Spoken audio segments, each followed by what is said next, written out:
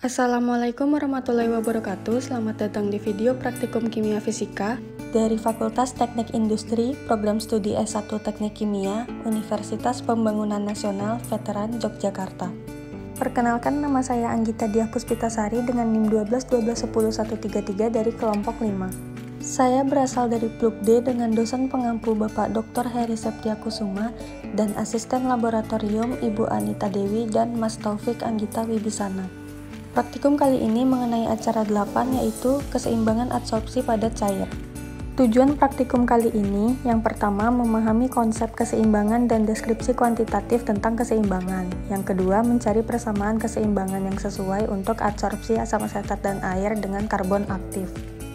Alat dan bahan yang digunakan yaitu gelas arloji, gelas beker, termometer, pipet tetes, pengaduk, labu takar, gelas ukur, corong, karet penghisap, pipet volume, neraca analitik, dan kompor. Untuk bahan ada karbon aktif, indikator PP, asam asetat, Aquades, kertas saring, dan NaOH. Berikut ini langkah kerja. Yang pertama, pengenceran. Ambil 80 ml larutan asam asetat 1N menggunakan pipet volume.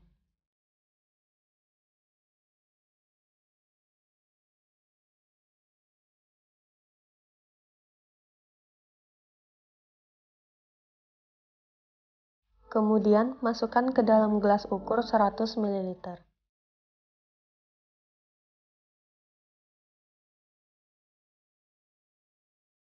Masukkan 80 ml asam asetat ke dalam labu takar 100 ml. Tambahkan Aquades ke dalam labu takar sampai garis batas menggunakan corong.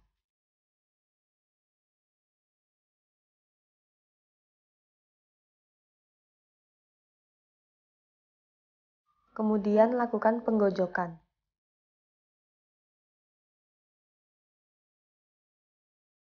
Berikut ini larutan asam asetat dengan konsentrasi 1N dan 0,8N. Lakukan kembali langkah pengenceran. Tuangkan NaOH ke dalam gelas beker. Masukkan NaOH ke dalam buret sebanyak 50 ml menggunakan corong.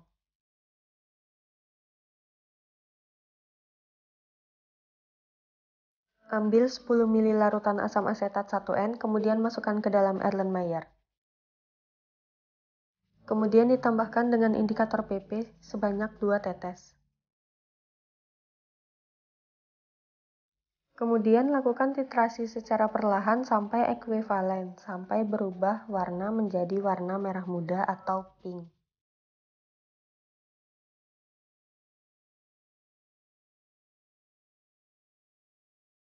Berikut ini hasil titrasi asam asetat dengan NaOH. Kemudian baca skala pada buret dan catat volume NaOH yang digunakan.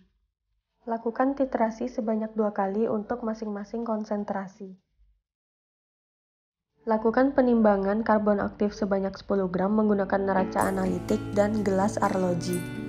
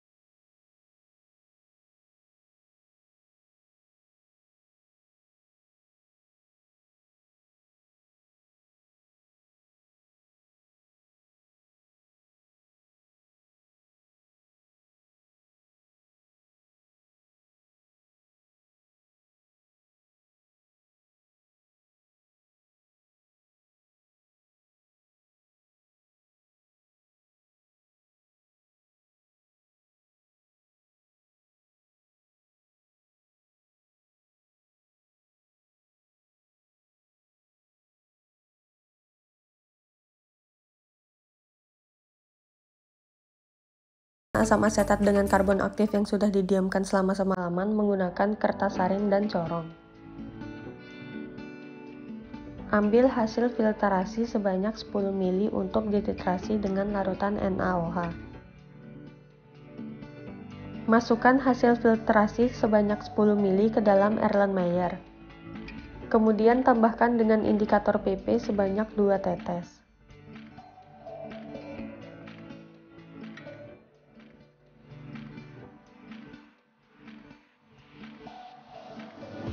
Lakukan titrasi secara perlahan sampai ekuivalen.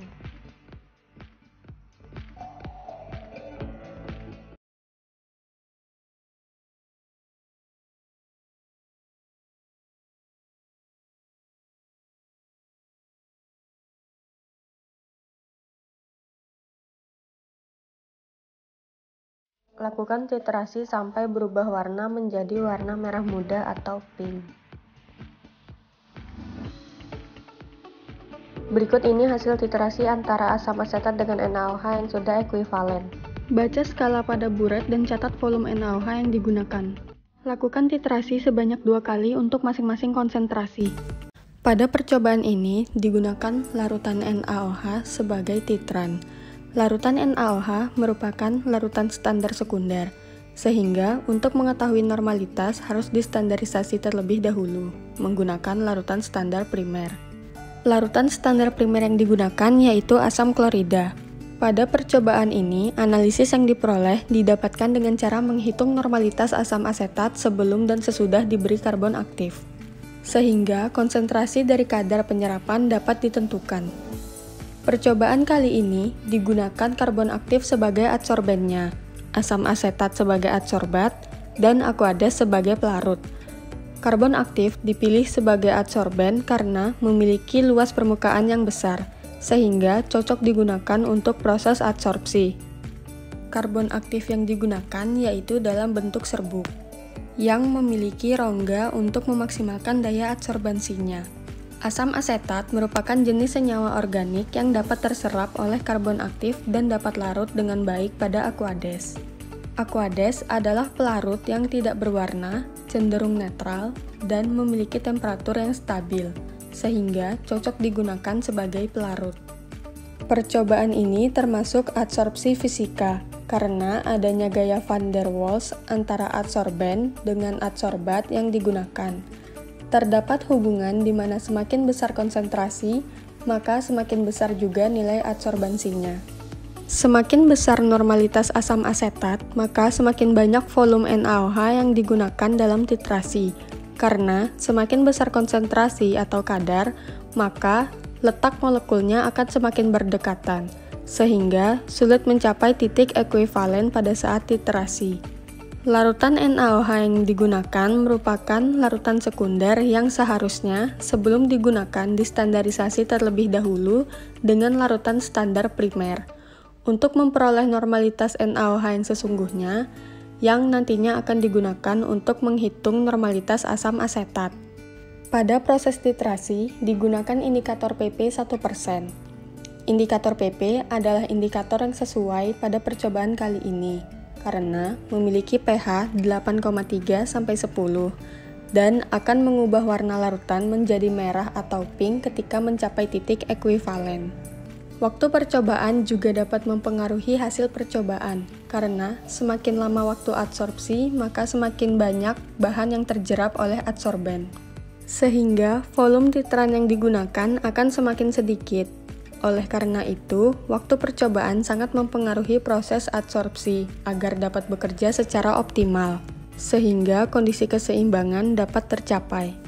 Setelah percobaan dilakukan, maka perhitungan dapat diaplikasikan dalam 3 metode, yaitu metode Langmuir, Freundlich, dan BET. Ketiga metode ini menunjukkan hubungan antara konsentrasi dengan kadar penyerapan dan menunjukkan nilai K. Metode Langmuir didasarkan pada penjerapan satu lapisan atau monolayer, sehingga hanya ada satu lapisan molekul adsorbat yang dapat dijerap permukaan adsorben. Dengan demikian, kapasitas permukaan untuk penjerapan ada nilai maksimumnya atau terbatas. Untuk rumus konstanta keseimbangan yaitu K sama dengan SA per S dikali A, dengan S sebagai permukaan aktif bebas, A sebagai adsorbat dalam larutan, dan SA sebagai permukaan yang mengikat adsorbat dalam larutan. Metode Freundlich. Metode ini didasarkan pada anggapan bahwa tidak hanya satu lapisan molekul adsorbat saja yang terjerap adsorben, sehingga lapisan permukaan padatan tidak dibatasi atau tidak terhingga. Setelah permukaan padatan menjerap satu lapisan molekul adsorbat, maka adsorbat masih bisa terjerat dan membentuk lapisan berikutnya, dan seterusnya. Metode Freundlich menghasilkan persamaan keseimbangan sebagai berikut. K sama dengan SA per A pangkat 1 per N, atau SA sama dengan K dikali A pangkat 1 per N. Metode Brauner, Emmett, dan Taylor atau BET. Metode ini didasarkan pada penerapan multilayer, tetapi ada kapasitas maksimum dari permukaan padatan. Pada praktikum ini dilakukan proses pengenceran. Proses pengenceran larutan yaitu proses penurunan konsentrasi larutan dengan menambahkan zat pelarut, seperti air ke dalam larutan yang pekat untuk menurunkan konsentrasi larutan dari yang semula pekat menjadi lebih encer guna keperluan di dalam laboratorium. Kemudian proses titrasi. Proses titrasi bertujuan untuk menentukan suatu zat dalam larutan dengan zat atau larutan lain secara kuantitatif yang konsentrasinya telah diketahui melalui reaksi hingga mencapai titik ekuivalen secara bertahap. Pada proses titrasi dilakukan proses penetesan secara terus-menerus. Proses ini dilakukan secara terus-menerus hingga mencapai titik ekuivalen. Pada proses titrasi harus dilakukan hingga mencapai titik ekuivalen. Titik ekuivalen yaitu keadaan saat asam dan basa tepat habis bereaksi secara stoikiometri. Titik ekuivalen umumnya dapat ditandai dengan perubahan warna dari indikator. Seperti pada praktikum ini, yang semula larutan asam asetat berwarna bening, kemudian dititrasi dengan titran yaitu larutan NaOH dan berubah warna menjadi warna merah muda. Di praktikum ini, larutan NaOH sebagai titran dan larutan asam asetat sebagai analit. Karena asam asetat tersebut belum diketahui konsentrasinya, sedangkan larutan NaOH sebagai titran sudah diketahui konsentrasinya.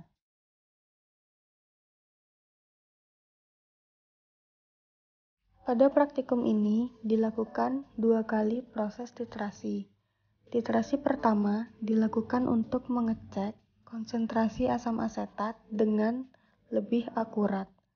Buktinya yaitu konsentrasi asam asetat yang didapat dari pengenceran ternyata beda dengan konsentrasi asam asetat setelah dicek menggunakan proses titrasi. Titrasi duplo adalah titrasi yang dilakukan 2 kali per konsentrasi larutan agar bisa dibandingkan antara data 1 dengan data 2. Yang kemudian diambil nilai rata-rata yang bertujuan untuk meminimalisasi deviasi.